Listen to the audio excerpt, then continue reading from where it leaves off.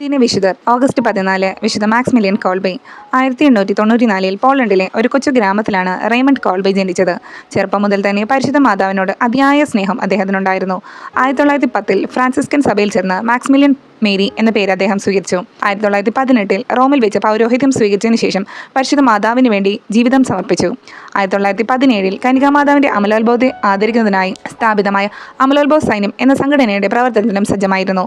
1927 വാഴ്സോയ്ക്ക് സമീപം അദ്ദേഹം അമലോത്ഭവ നഗരം സ്ഥാപിച്ചു. 650-ലധികം സന്യാസികളോടെ ലോകത്തിലെ ഏറ്റവും വലിയ കത്തോലിക്ക കേന്ദ്രമായി അത് വളർന്നു വന്നു. മാക്സിമിലിയൻ കോൾബെ ഒരു ആധുനിക മാധ്യമ അപ്പസ്തോലൻ കൂടിയായിരുന്നു. 1941 രണ്ടാം ലോക മഹായുദ്ധകാലത്ത് നാസികൾ അദ്ദേഹത്തെ പിടികൂടി തടങ്കലിൽ പാർപ്പിച്ചു. എന്നാൽ പട്ടിണി കിട്ടിയിട്ടും മരിക്കാതെ വന്നപ്പോൾ 1941 ഓഗസ്റ്റ് 14 മാരകവിഷം കുത്തിവെച്ച് അദ്ദേഹത്തെ രക്തസാക്ഷിയാക്കി.